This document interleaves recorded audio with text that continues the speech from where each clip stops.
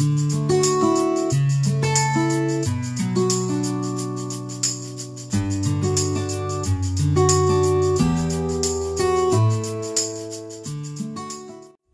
সবাইকে, কেমন আছো তোমরা সবাই? আজ আমি ট্যাংরা মাছ দিয়ে বেগুনের তরকারি বানাবো, ওটাই আমি তোমাদের সাথে শেয়ার করব। প্রথমে আমি ট্যাংরা মাছ নিয়েছি, সেটা ভালো করে পরিষ্কার করে ধুয়ে নিয়েছিলাম। তার মধ্যে নুন হলুদ খুব ভালো করে মেখে নিয়েছি। কড়াইতে সর্ষের তেল গরম করে ট্যাংরা মাছগুলো ভেজে নিতে হবে। উল্টে পাল্টে খুব ভালো করে লাল লাল করেই ভাজতে হবে। চলুন, মাছগুলো খুব ভালো করে ভাজা হয়ে গেছে, এবারে আস্তে আস্তে উঠিয়ে নেওয়া যাক।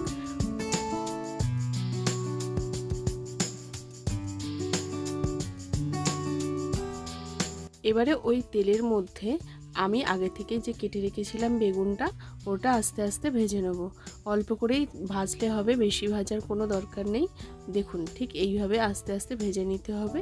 চলুন, ভাজা হয়ে গেছে, এবারে নামিয়ে নেওয়া যাক।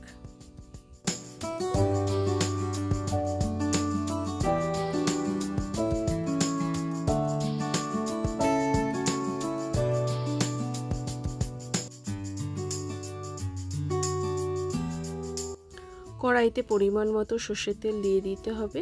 দেওয়ার পরে কালো জিরা ফোড়নে দিয়ে দিতে হবে। দেওয়ার পরে আলুগুলো তেলের মধ্যে দিয়ে খুব ভালো করে নাড়াচাড়া করে নিতে হবে। একটু ভাজা ভাজা করে নিলেই হবে। এই তরকারিটা বানানোর জন্য বেশি কিছু মশলার প্রয়োজন হয় না।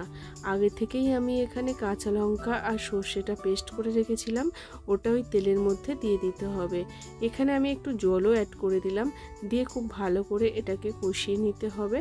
তারপরে পরিমাণ মতো এখানে নুন অ্যাড করে দিতে হবে, পরিমাণ মতো হলুদ গুঁড়ো আর পরিমাণ মতো লঙ্কার গুঁড়ো দিয়ে 5-7 মিনিট ধরে খুব ভালো করে কষিয়ে নিতে হবে। যখন দেখবেন তরকারি থেকে ঠিক এই রকমভাবে তেল ছেড়ে ছেড়ে আসছে, তখন আমি এখানে পরিমাণ মতো চিনিও অ্যাড করে দিয়েছি। আপনারা চাইলে চিনি দিতেও পারেন, আবার নাও দিতে পারেন, কোনো অসুবিধা নেই। চলুন, খুব ভালো করে কষানো হয়ে গেছে। দেখুন, ঠিক এই রকমভাবে যখন তেল ছেড়ে ছেড়ে আসবে, তখন আমি এর আগে থেকে যে ভেজে রেখেছিলাম বেগুনটা, ওটা দিয়ে দিতে হবে। দিয়ে খুব ভালো করে একটু নাড়াচাড়া করে নিতে হবে, মানে একটু কষিয়ে নিতে হবে।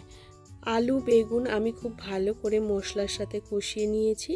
এরপরে এর মধ্যে আমি পরিমাণ মতো জল অ্যাড করে দিলাম। আমি এখানে অল্প জলই ইউজ করেছি, কারণ আমি বেশি জল দিইনি।